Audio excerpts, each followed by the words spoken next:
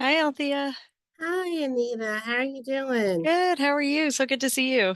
Oh, yeah, it's great to see you. Thank you so much for inviting me. Oh, of course. Looking forward to it. Um, I just want to make sure that my presenter view isn't showing. So you mind if I try that out? Yeah, go for it. Right now, we see your deck, your slide deck on the Yeah. left side. And let me see. Okay. Yep. Wait That one looks good. second. What do you see now? Just your slides. Perfect. All right. Yeah. Yeah. So we'll just give it a minute for folks to join. Sure.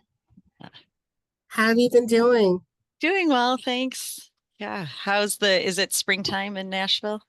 It's up and yeah, it's springtime for us, but as erratic. Nashville, Tennessee weather is pretty erratic. So I think today the high is going to be 76. Tomorrow the high is going to be 40. Oh, So, that sounds like pure Michigan as well. So, so you never know. So, but yeah, it is technically spring. There's some jackhammering going on. Hopefully, you oh, guys I don't. can't hear it at all. Okay, perfect. Yeah. Don't hear that at all. Oh.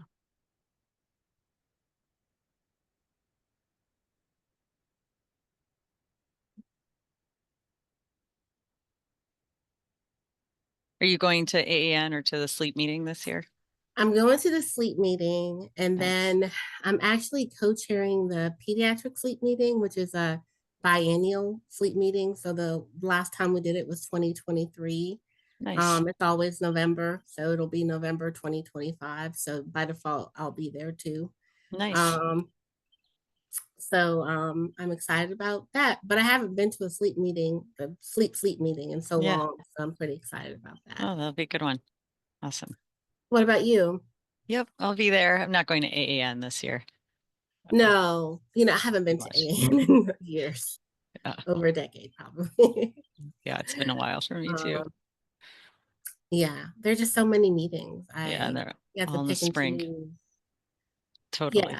Mm-hmm. Yeah. Yeah, they're all in the spring and just yeah, too much. Yes, indeed. Um, all right, some of our fellows are just logging on here. So just all right. Okay, we will go ahead and get started. So, hello everyone. Welcome to our Grand Rounds. I'm thrilled to introduce Dr. Althea Shelton. She's an associate professor of neurology and pediatrics at Vanderbilt University Medical Center. Since 2011, her research and clinical focus has been on sleep problems in children and young adults with neurodevelopmental disorders. She is the sleep physician in the Vanderbilt Multidisciplinary Prader-Willi Syndrome Clinic and has previously served as the on-site neurologist for the Autism Treatment Network. Finding innovative ways to treat sleep problems in patients with neurodevelopmental disorders and improving their quality of life and their family's quality of life is her overarching goal. We are thrilled to have you here, Althea, and I'll turn it over to you. All right. Well, we have a lot to get through, so we'll get started. Thank you so much for inviting me. I'm looking forward to discussing and talking to you guys about sleep disturbances and neurodevelopmental disorders. These are my disclosures. And our learning objectives today are to recognize sleep disturbances that commonly occur in neurodevelopmental disorders, and I'll be referring to those as NDD or NDDs, to identify neurodevelopmental disorders presenting primarily with insomnia versus those presenting primarily with hypersomnolence, and to describe the neurobiological mechanisms underlying sleep disturbances in NDD. So, what is NDD?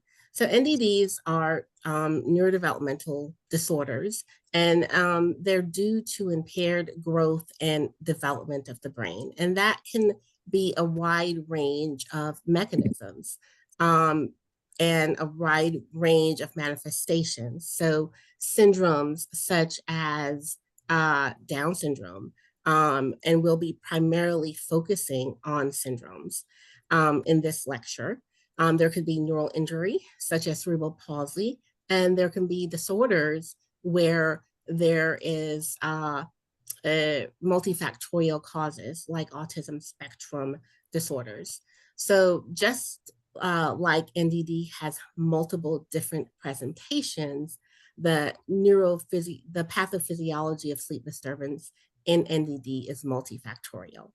And we're going to be really focusing on the neurobiological factors. And so when we think about the neurobiology of NDDs, it really does play a big role in the sleep differences that you see in typically developing individuals versus those with NDD.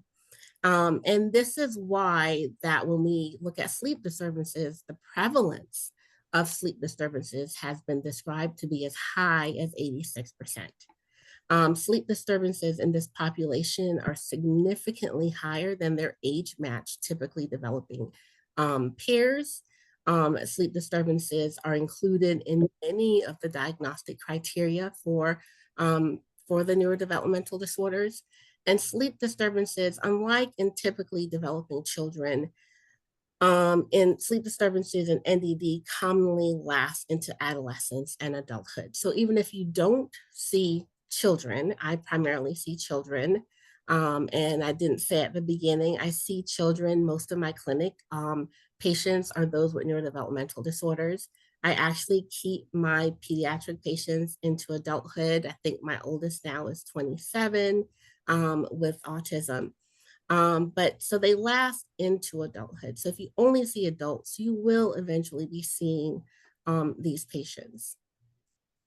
And so this table is from a review article in 2021 that was published, that I published on sleep disturbance and NDD.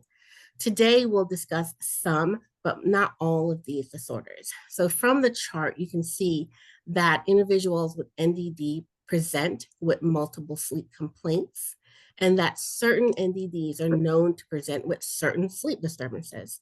So this can range from prominent hypersomnolence, like you would see in Prader-Willi syndrome and Down syndrome, or pretty significant insomnia that you may see in Angelman syndrome, autism, and Williams syndrome. Smith-Magenis syndrome also presents with hypersomnolence.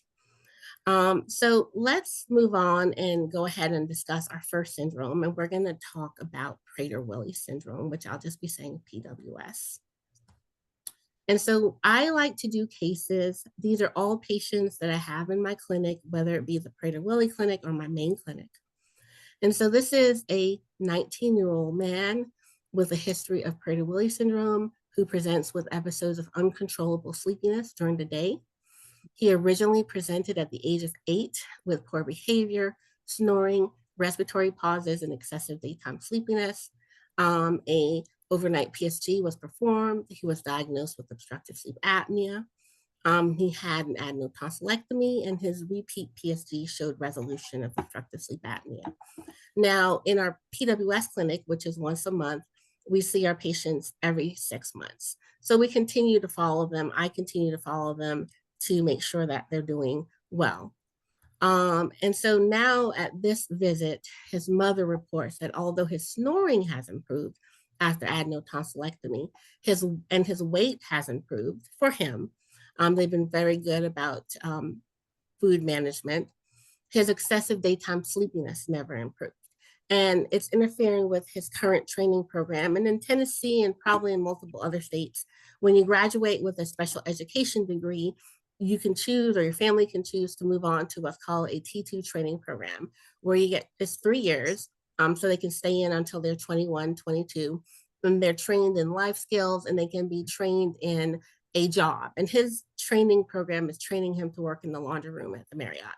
And he's falling asleep, and he's about to get kicked out of the program. And so they've not seen cataplexy or hearing him complain about sleep paralysis or hypnopompic or gogic hallucinations. His ESS in clinic that day was 15. So Prader-Willi syndrome is a neurogenetic condition affecting many organ systems, and it occurs due to the absence of expression of a cluster of paternally expressed genes located at 15q11 to 13. It is one of the known genetic causes of morbid obesity, and its prevalence is 1 in 16,000 to 1 in 25,000. And what many people don't know is that it's characterized by two phases in terms of clinical features. So in infancy, there's actually failure to thrive due to feeding difficulties, and they have because of the severe hypotonia that they have. But then starting as early as 2, but usually around 5 or 6, they get this other phenotype where there's severe overeating behavior resulting from an abnormal satiety response to food intake. So they never feel full. And I always tell my parents of PWS patients and caregivers, imagine always being sleepy and always hungry, never full, and how that must feel.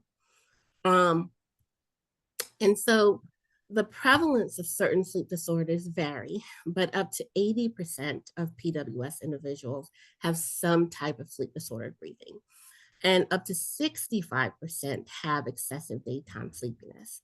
And one thing I want you all to remember is that even after your sleep disordered breathing is treated adequately, there can continue to be excessive daytime sleepiness. So the excessive daytime sleepiness persists, and this is thought to be due to an underlying hypothalamic, a generalized hypothalamic dysfunction.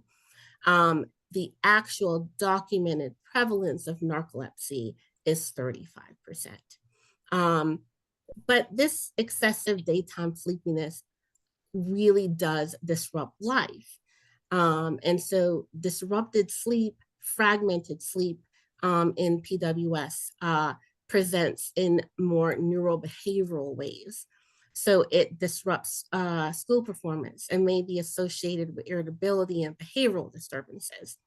Um, there can be autistic related behaviors, so trouble with transitions and obsessive compulsive thoughts, worsening anxiety.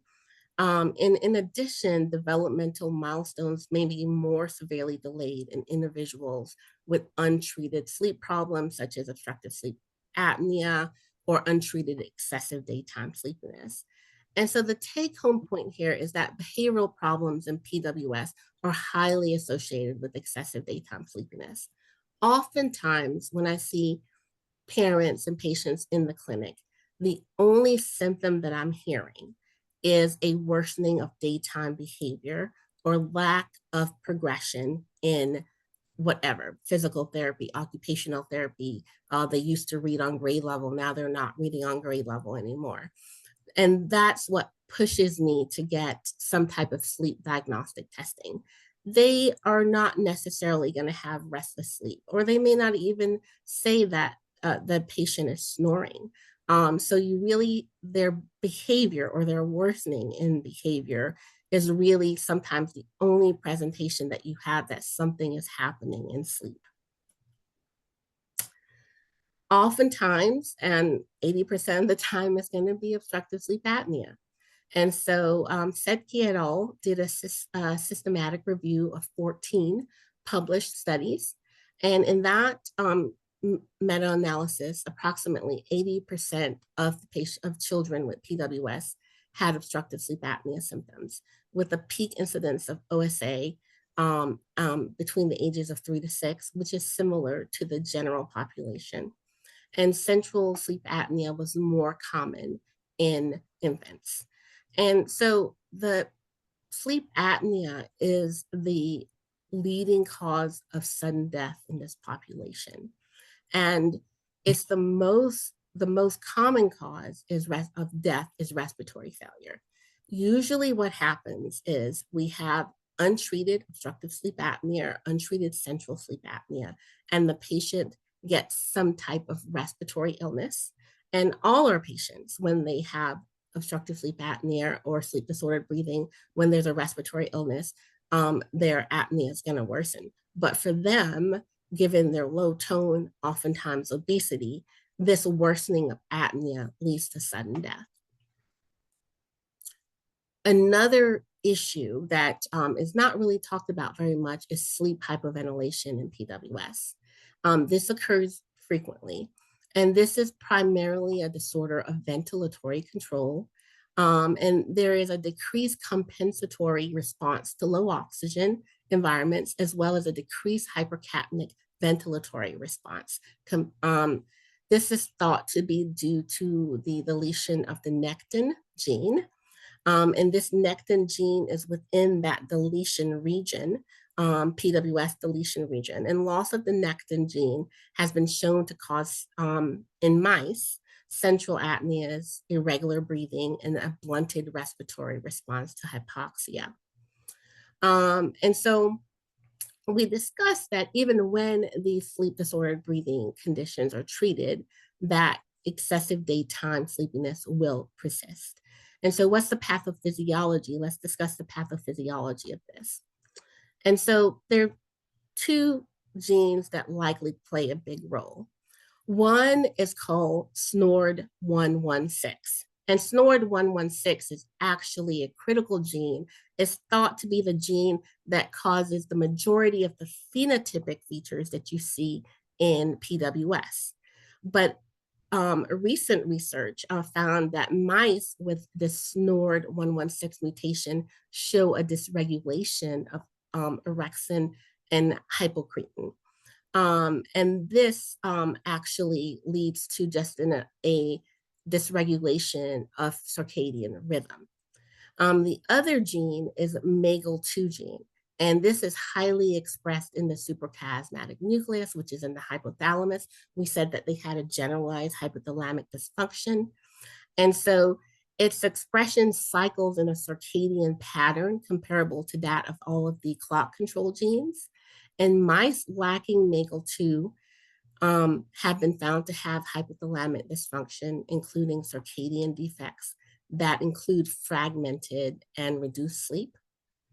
And we discussed that SNORD does cause a dysregulation of the orexin hypocretin system. And a recent study did look at the level of orexin in PWS. And what was found is that it is lower than people without narcolepsy, but not as low in the cerebrospinal fluid as you would find with those with narcolepsy or type 1 narcolepsy. And so the recommendations are quite similar in children in some ways. So adenotonsillectomy is the first line for treating OSA in toddlers and preschoolers. Oftentimes in infants, there's really no lymphoid tissue, so we will have to start PAP therapy. But even after adenotonsillectomy, you really should do a follow-up PSG because about 50% of patients with PWS will have residual OSA. PAP therapy is a option for post-op residual OSA. I will say out of all the patient populations with NDD that I see, adherence and getting acclimated to PAP in this PAP population is probably one of my harder populations, just because of some of the behaviors we discussed previously. And so when we look at excessive daytime sleepiness and narcolepsy, there should be a low threshold to order MSLT followed by PSG. What I have found is that, like the prevalence showed, many of them won't necessarily meet the criteria for narcolepsy, but they will meet the criteria for excessive daytime sleepiness. And stimulants like modafinil and methylphenidate are pretty well tolerated at lower or mid doses. At high doses, it can cause severe picking behavior. And so I tend not to go very high. I use conservative management like scheduled napping with maybe a stimulant. But caution really should be applied to drugs that may cause respiratory depression, like sodium oxybate. So I do not recommend using sodium oxybate in this population. And so with this fellow, we came back, we did have a PSG MSLT. His PSG was completely normal. His MSLT showed a 5 nap mean sleep latency of 5 minutes. It really did. I was surprised at 5 and 5. And a one sleep onset REM period. And so I diagnosed him with hypersomnia related to his underlying medical condition, which was PWS. And we did conservative napping, wrote a letter to his training program. They allow him to take a nap during the day, and he's on a pretty low dose of modafinil. And so with napping and modafinil, his symptoms are very well controlled. Let's move on to Down syndrome. And so Down syndrome accounts for approximately 30% of all cases of moderate to severe intellectual disability. And, you know, when you look at Down syndrome, and if you compare them to other NDDs and other typically developing individuals, they're going to have more excessive daytime sleepiness, maybe not as much as you would see in Prader-Willi, but still very sleepy, along with more fragmented sleep, early awakenings, and sleep maintenance insomnia, which is really due to underlying obstructive sleep apnea, and then a higher arousal index at times on their PSG. And so this case is a 21-year-old man with Down syndrome who presents with excessive daytime sleepiness, changes in mood, aggressive behaviors, and regression in learned skills. He originally presented at 9 with refractory OSA, status post adeno tonsillectomy, and a multi-level upper airway surgery. He was actually one of my first real patients in 2011 after I finished fellowship. So I have a kind of special place in my heart for him. So CPAP was initiated. He had great difficulty, which a lot of my patients have difficulty acclimating to CPAP. It took about 9 months for him to even start wearing it. And once he started wearing it, he loved it. He told me he was feeling better, and the family moved due to different changes in jobs. And so I didn't see him for a while. And then they moved back to Tennessee and started coming back to see us. And so mom and dad are telling me is that he's not been wearing the CPAP. For the last 6 months, he's been restless. He's having multiple night awakenings. They're not sure if he snores. He's 21. They're not going in his room all the time. And he started behaving aggressively toward his mother, which is really unlike him. And what I want to point out, and that I always try to point out to my parents and caregivers of patients with NDD, is that transitions can be difficult, and that even mild transitions, like going on vacation, can cause sleep regression. And I counsel them on this because I don't want them to feel deflated when the child who was sleeping through the night is not sleeping through the night. The child that was wearing CPAP is not wearing CPAP. And so you all know that Down syndrome is defined by an extra chromosome of chromosome 21. It occurs in one approximately out of 700 births, and that they are at increased risk for heart defects, celiac disease, hypothyroidism, leukemia, and Alzheimer's disease, as well as intellectual disability of varying ages. This patient on the right is one of our patients. His mom and him gave us permission to use his picture. He's a wonderful CPAP wearer, but wasn't always. And so the prevalence of OSA in children with Down syndrome ranges from 30 to 70%. I always say on average 50%. But parents always underestimate the presence and severity. And in adults, the prevalence is higher, so anywhere from 65 to 100% reported. Craniofacial and upper airway abnormalities are responsible for this higher prevalence of obstructive sleep apnea. Patients with Down syndrome have a smaller bony dimension of the upper airway due to midface and maxillary hypoplasia, as well as relative macroglossia. In addition, children with Down syndrome have low tone, they're hypotonic, and this hypotonia causes an increase in laryngomalacia. And there's also impaired cellular immunity, which leads to a higher incidence of adenotonsillar hypertrophy than you would see in a typically developing child.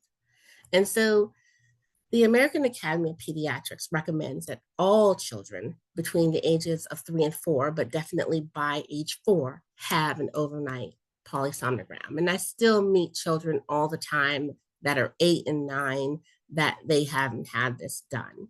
And the reason why this is recommended that all of these children have it is that oftentimes, like we said in the previous slide, parents underestimate the presence. But a recent retrospective cohort that looked at 397 patients with Down syndrome found that the patients less than 6 months were diagnosed most frequently with severe obstructive sleep apnea, 66%. And that the predictors of this severe obstructive sleep apnea were failure to thrive, laryngomalacia, and a history of aspiration. And so the additional recommendation that came out of this study is that if you have a patient with Down syndrome that is required neonatal ICU care, they have feeding difficulties, airway abnormalities, and or pulmonary hypertension, that you do earlier screening than what's recommended by the American Academy of Pediatrics. And then in adults, screening for obstructive sleep apnea. Can I just ask a question? Oh, yes. Dr. Sheldon, if you know, where did we get the 4 years from? Where did they get that? Why did it end up being 4 years? I don't know. Were you on the committee? You probably No. were. No? Okay. You know what? I don't know why they chose 3 to 4. I can think of some more developmental factors. So, there's usually, I know there's usually no significant lymphoid tissue in the upper airway before age 2. And so treatment with like adenotonsillectomy is not usually possible. Right. And I'm thinking also, between ages 3 and 4, PSG sometimes is tolerated better than when they're younger. Those are the things I can think of, Dr. Sherman. So practical. Any other questions? But there, unfortunately, with adults, there's really no current guidelines defining how or when a sleep study should be performed. And I often find if patients are lost to follow-up from an academic center, that nothing is actually done and that they really aren't being treated for their underlying sleep issues. And that's where there's a problem, because there are really severe consequences in this population for untreated obstructive sleep apnea. And I'm just going to mention a few studies to show that, but Capone et al. Showed that in adolescents and young adults with Down syndrome. And so in this study, the patients had Down syndrome and comorbid major depressive disorder. And those with obstructive sleep apnea had a greater functional decline. And when they talked about functional decline, it was their ability to do their activities of daily living, such as bathing themselves, toileting. If they previously knew how to fix food for themselves, they're no longer able to do that. And so 86% of the patients had obstructive sleep apnea, and within that, 68% of them had functional decline. Breslin et al. Showed that in an unreferred community-based sample of children with trisomy 21, those with obstructive sleep apnea actually perform worse on untreated obstructive sleep apnea, perform worse on cognitive flexibility tasks than those without obstructive sleep apnea, thus making transitioning and change much harder for them and the families. And then I'd be remiss not to put something about Alzheimer's. And so nearly all adults with Down syndrome will exhibit beta amyloid plaque burden by 40. And more than 3/4 of adults with Down syndrome exhibit clinical Alzheimer's dementia by age 65. And so this final study evaluated Down syndrome adults that were 40 and above. And it characterized them as cognitively stable, which the majority of them were, mild cognitive impairment, possible Alzheimer's dementia, or definite Alzheimer's dementia. And what it found was 39% of these patients had obstructive sleep apnea. And those with obstructive sleep apnea had greater amyloid burden, as seen in PET scan, and greater cerebral vascular disease, as seen in MRI. And so, really, what all of these studies show is that obstructive sleep apnea is a modifiable risk factor, for slowing down cognitive decline and maybe even preventing functional decline. And so, us as sleep physicians and adult sleep physicians have the ability to really improve the quality of life of these patients. And so, treatment for obstructive sleep apnea is the same as typically developing children. The gold standard treatment is adenotonsillectomy. Adenotonsillectomy will reduce obstructive sleep apnea, but oftentimes 50% of patients after adenotonsillectomy with Down syndrome will have persistent obstructive sleep apnea. And so a repeat PSG, just like in PWS, is recommended 3 to 6 months. And then if obstructive sleep apnea persists, you can refer them to ENT for possible multi-level upper airway surgery. And many of my families do that first because they're really worried about starting CPAP in their Down syndrome child or Down syndrome adult. I will tell you, they're my best CPAP wearers, even when I compare them to especially when I compare them to like my typically developing teenagers. And so CPAP, I actually think is a very good option. Yes, it does take time to acclimate, but many of them can do well. But if they are having difficulty, just in the last 2 years, March 2023, the FDA has approved the hypoglossal nerve stimulator for Down syndrome individuals between the ages of 13 and 18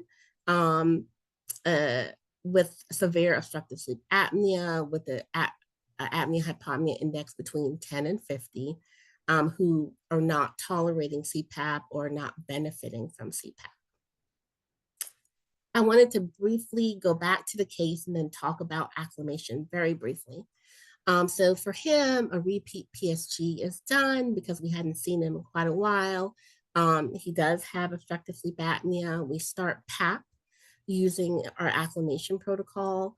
And then he returned to our clinic and followed up with one of our advanced practice providers.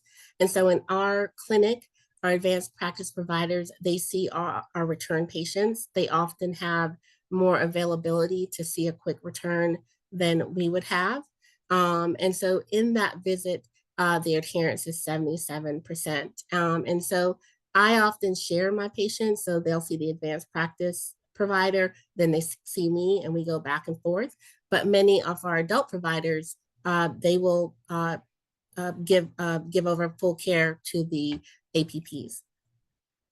And so one of our previous fellows and I worked with our behavioral psychologist, Dr. Whitney Lauren, and she's the psychologist for the Autism Treatment Network, to develop a protocol in how we kind of triage these patients and triage actually PAP patients overall.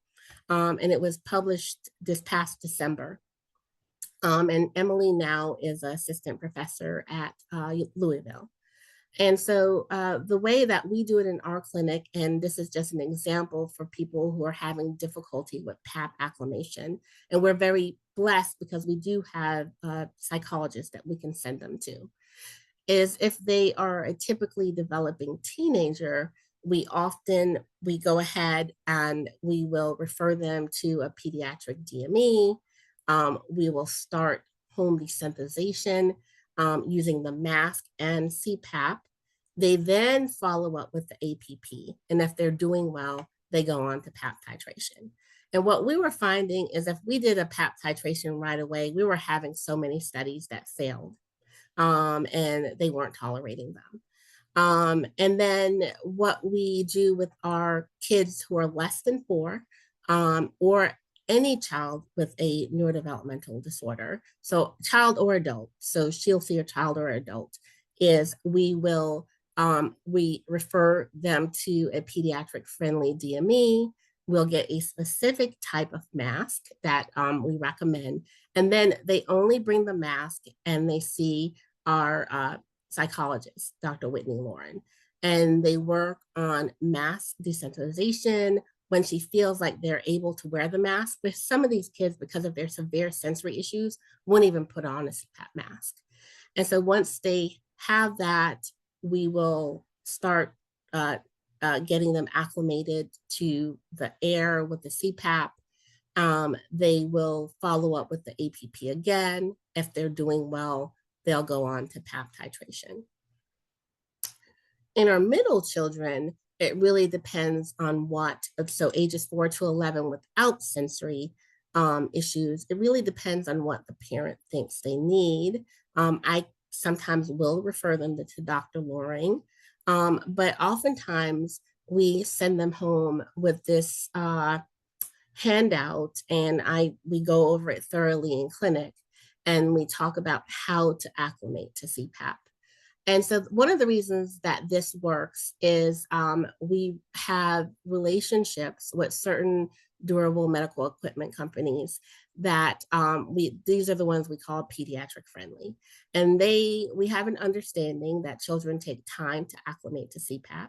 So maybe at that 90-day visit, they won't be meeting the adherence standard, but they give us more time to help them reach that goal. And that has taken a lot of work that our previous sleep division had. Dr. Mallow worked diligently to meet with a lot of the heads of DMEs to work things out. She also met with the heads of Medicaid, which is TennCare, which is our state Medicaid, to make sure that this would be okay with them. And so we often work with mask acclimation first. And so I tell the parent, we're going to start same time in the evening when it's convenient. And we're going to use a timer, a visual timer if we need to. They can be watching TV, doing on their screens. There's always some type of reward at the end. And we may start with 5 minutes. And if they do well with 5 minutes with the mask, they go to the next day and we go to 10 minutes. Ideally, by day 6, they are wearing the mask for 30 minutes. And if they can wear the mask for 30 minutes comfortably without any issues, then we move on to the air. And with the air, I tell the parent, blow the air on yourself, blow the air on them, put the mask on yourself, put the mask on them, so that they see that there isn't any harm coming from it. And then we go back down to the 5-minute period and work our way back up. And if they can comfortably wear the full CPAP for 30 minutes without tantruming, without crying, without feeling distressed, then they're ready to wear it to bed. And so in the ideal world, this would take about 2 weeks, but oftentimes it may take 3 months, or like our patient with Down syndrome, 9 months initially. So, but we have this relationship with the DMEs that allows us to do that, which I'm very grateful for. There's a question in the chat. Is there a preference of mask type considering the midfacial hypoplasia in children with DS? I always start with a nasal mask. Oftentimes in school-age children, the pediatric approved masks aren't going to fit. So you're going to have to do an extra small or a small nasal mask. I don't have a type of nasal mask that I prefer, but I do always start with a nasal mask.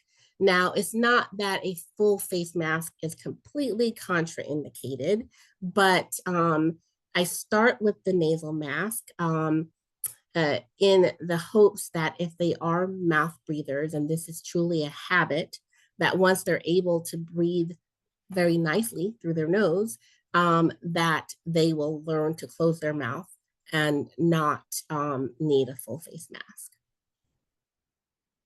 Any other questions?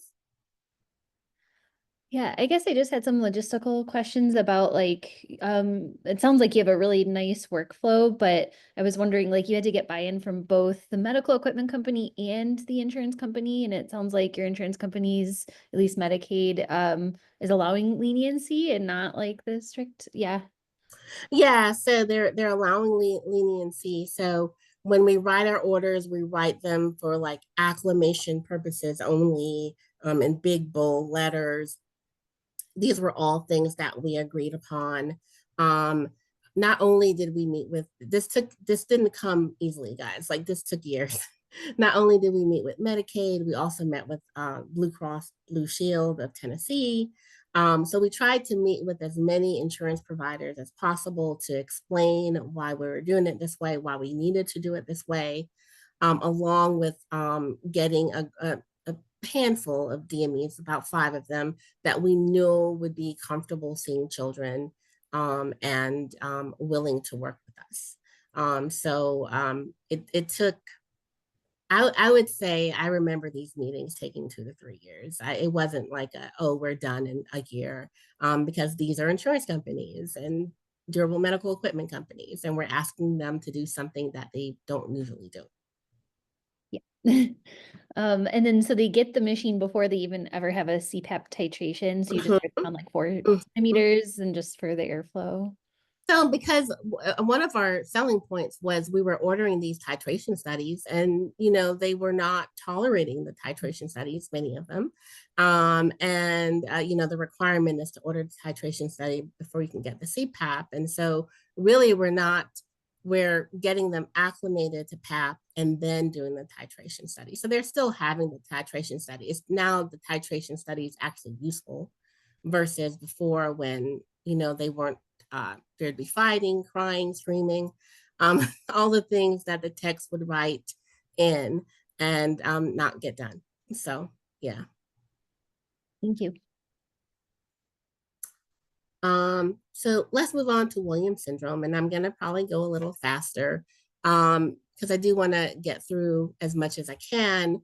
And so Williams syndrome, they do have a lot of sleep issues, but those sleep issues mainly revolve around insomnia and the inability to fall asleep and the inability to stay asleep. And they have more issues with falling asleep than staying asleep. And that leads to some daytime sleepiness. And so let's go on to our case. This is a 6-year-old boy with Williams syndrome who presents with difficulty falling and staying asleep. He takes hours to fall asleep for his parents. He can't shut his brain down. He can't settle. He's constantly leaving his room to find his parents. Once asleep, he's waking up multiple times during the night. Sometimes he is awakening his parents. He's wandering around the house, causing havoc. And it's nearly impossible to awaken him in the morning for school. His parents are exhausted and overwhelmed. And could be a whole different lecture. Because when your child isn't sleeping, you're not sleeping. And usually it's the mom that's not sleeping. And so, the teachers are describing him as hyperactive and disruptive in class. And so Williams syndrome is a neurodevelopmental disorder, neurogenetic disorder with a prevalence of 1 in 7,500 live births. And is caused from a microdeletion of about 26 to 28 genes on chromosome 7q11. The critical gene that appears to be the issue is called the elastin gene. And this gene not being present causes this multi-organ issue where there is can be congenital heart disease, such as aortic stenosis and peripheral pulmonary stenosis. In addition, there is definitely a distinctive facies, intellectual disability, ADHD, some endocrinopathies such as hypothyroidism. There is hypotonia, and they are one of the friendliest groups of children that I see. And so when we look at sleep in Williams syndrome, This study I thought was fantastic. So it compared sleep patterns at 18, 24, and 30 months in Williams syndrome to typically developing syndrome. And it was due with parent report and actigraphy. And so they had 38 children in total, 13 with Williams syndrome and 25 with typically developing, up to 25 typically developing children. And what they saw was, as far as parent report and actigraphy data, the children with Williams syndrome had way more night awakenings than typically developing children. And unlike the typically developing children, where these night awakenings decreased as they got older, this wasn't the case for the children with Williams syndrome. And then this graph, if you can see it, with the typically developing children in Black. So you see this Black bold. As the typically developing children got older, their percentage of total sleep improved, and their sleep fragmentation and night awakenings decreased.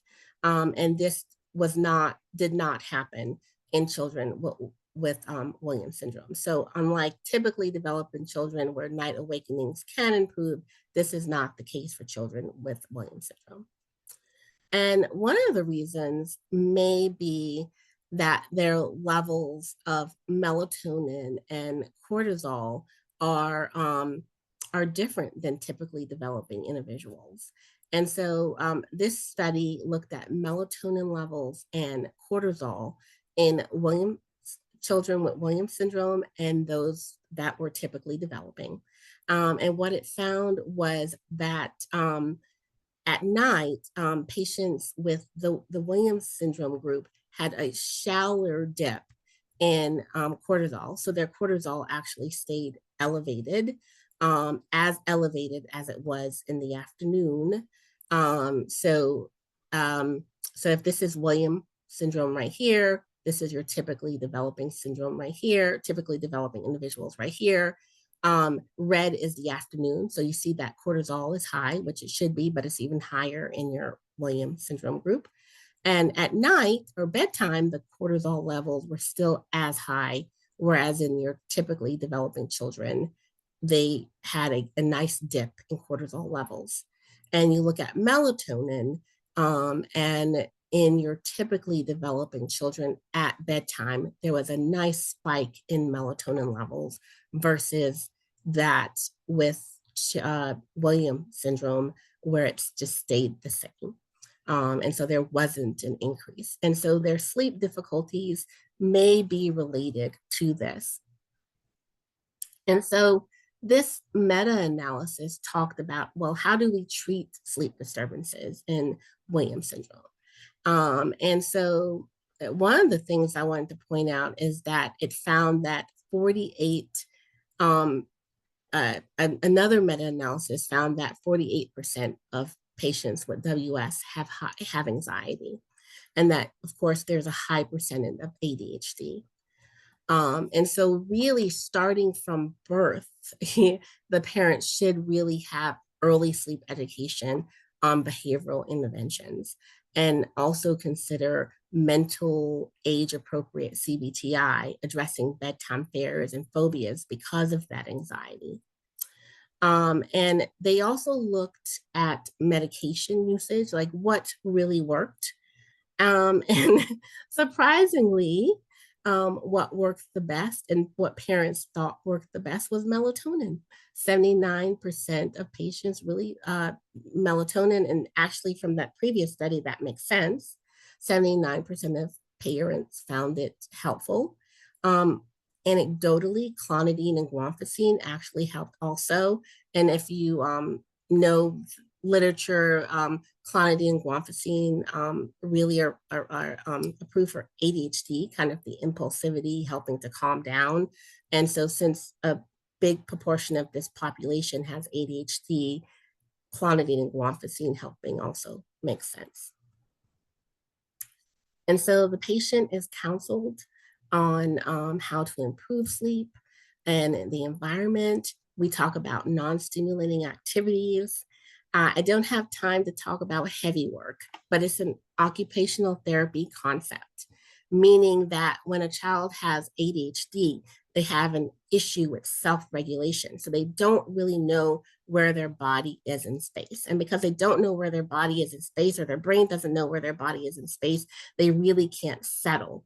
And so heavy work is doing not trampolining or running, but concentrated muscle work to engage your striated muscle in your joints, to engage your proprioception, to help your brain kind of connect to your body.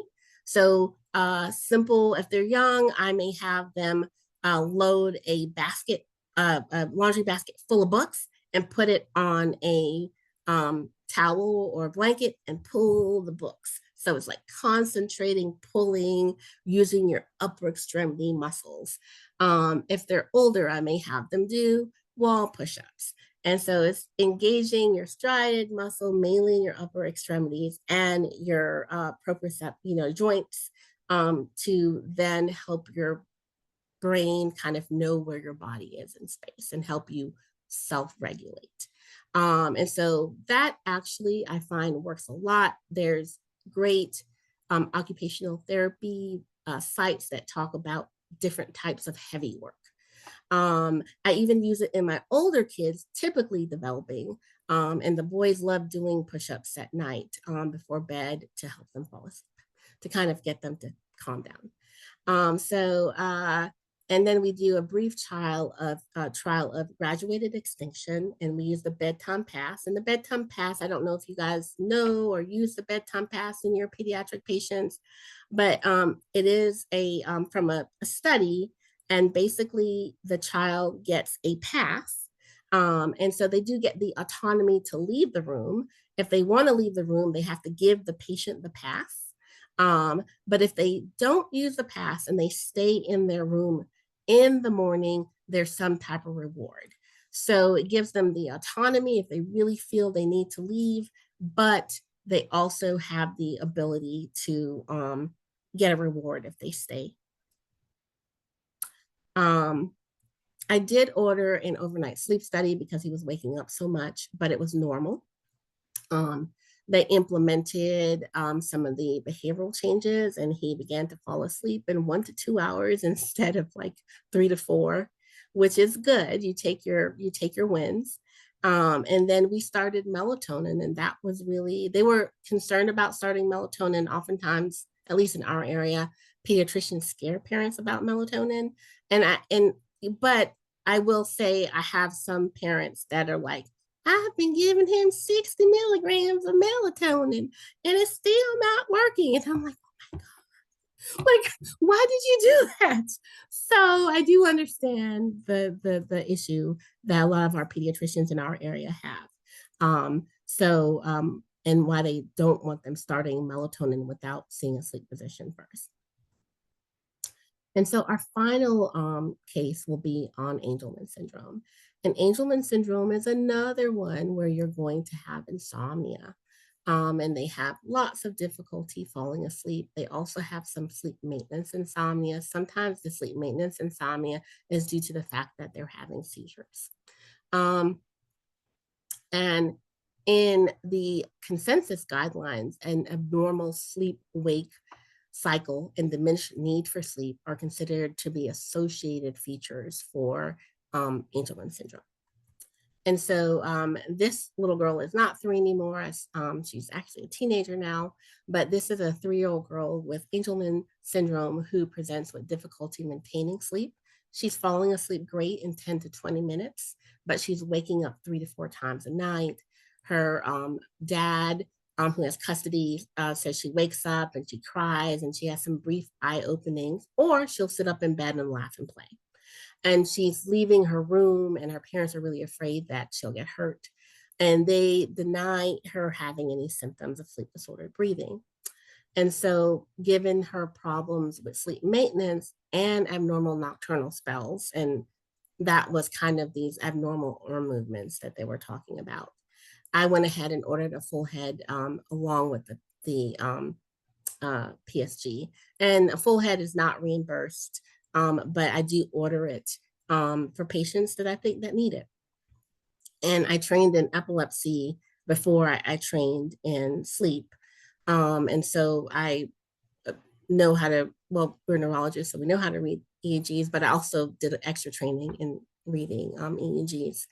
And so her PSG did not show sleep disordered breathing, but her EEG showed frequent interictal generalized discharges with a brief seizure that lasted at 1.5 minutes. And she woke up during that time. And so this is a patient. So there is at our institution also a Angelman syndrome multidisciplinary clinic.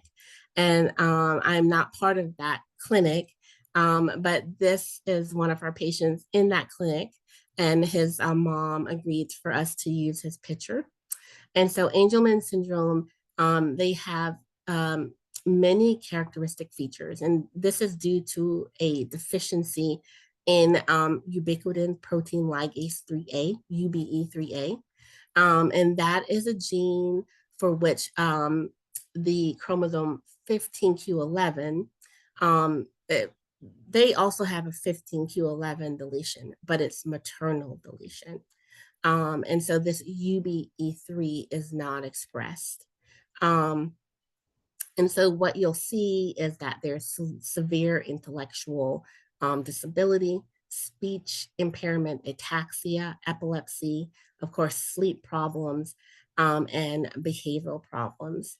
They do have a pretty also happy disposition, but that can change very quickly. And so Karen Sprout, who I've worked with in the past, did a meta-analysis and just a review of evidence for Angelman syndrome. And what she found with her meta-analysis is that the prevalence of sleep disturbances is wide. It ranges from 20 to 80%. In this group of patients, it is maximal in school age and sometimes improves in adulthood. But when compared to typically developing children, the report showed that there was greater difficulty falling asleep. They slept less than their typically developing counterparts. And most of them, the majority of them, needed some type of sleep aid to fall asleep. Recently, there was a retrospective chart review done at the Mayo Clinic, and they have an Angelman syndrome clinic. And they looked at children with sleep complaints and identified 19 patients who all had disrupted sleep. And 79% of those had iron deficiency with a mean ferritin of 19 compared to 27 in controls. And 17 of them started iron therapy and with follow-up reported subjective improvement in sleep. And so some of this sleep onset issues may be due to and restless sleep. Maybe this is a restless sleep disorder.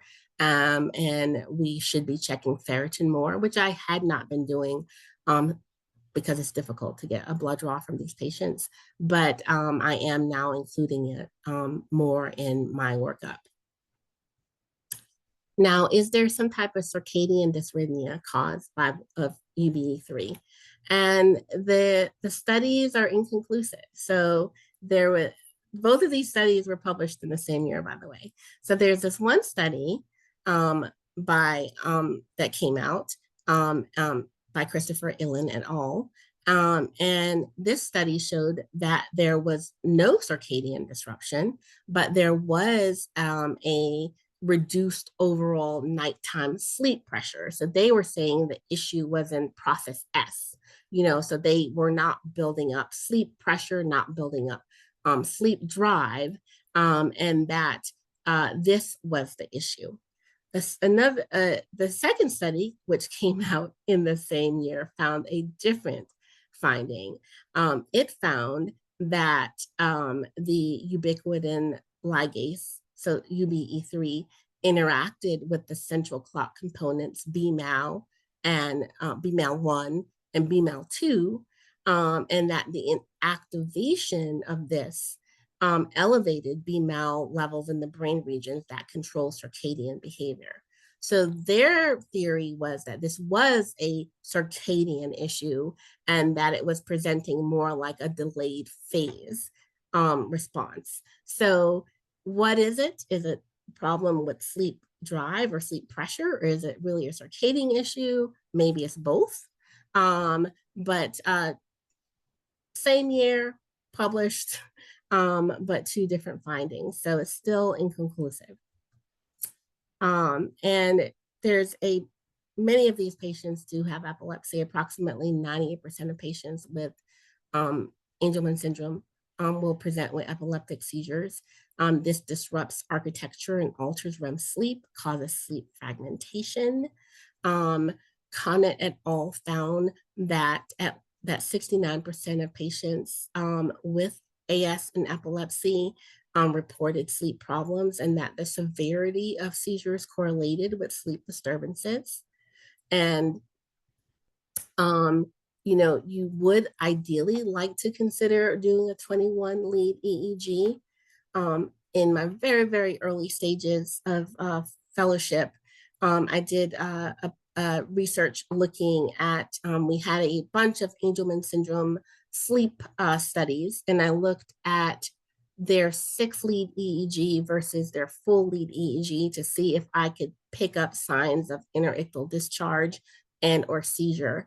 And that within the first hour of the sleep study, I was able to pick up interictal discharges and or seizures to suggest that this may be the cause of their nighttime awakening. So you don't have to necessarily do a full overnight study, but I am trained in epilepsy also.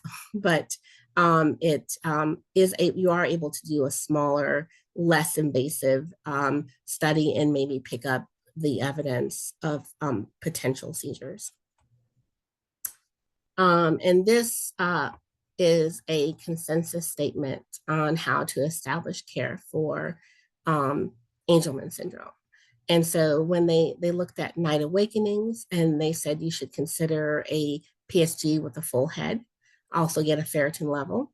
And then with restless sleep, but not necessarily night awakenings, get a ferritin level. And then with difficulty falling asleep, get a ferritin level. You should always address sleep hygiene and recommend behavioral interventions, but also caution the patients that takes time to implement before considering any type of medication. And they give these medication tier 1 recommendations, and I mainly use tier 1 recommendations. I've never put any of my children on antipsychotics. And so I often will use melatonin, and or if there's evidence of epilepsy or interictal discharges, I'll use a benzodiazepine. And so with this patient, I started her on clonazepam. And after initiation of the clonazepam, she was sleeping during the night, and a repeat PSG showed that there were no seizures. So it's not going to be a normal EEG because of Angelman's. And so really, I also want to point out this patient, she's now a teenager, and I started her out on 0.5 of clonazepam. Now as a teenager, I think I have her on 1 milligram of clonazepam, and that has controlled her seizures and helped her sleep. And so it really, in these patients, one of the amazing things, it just takes a sprinkle usually of benzodiazepine, not much, to control their seizures and help them sleep. And so in conclusion, the pathophysiology of sleep disturbance and neurodevelopmental disorders is multifactorial. So depending on the neurodevelopmental disorder, when you look at NDD, changes or dysregulation in sleep neurobiology play a big role in sleep differences between typically developing children and other NDDs.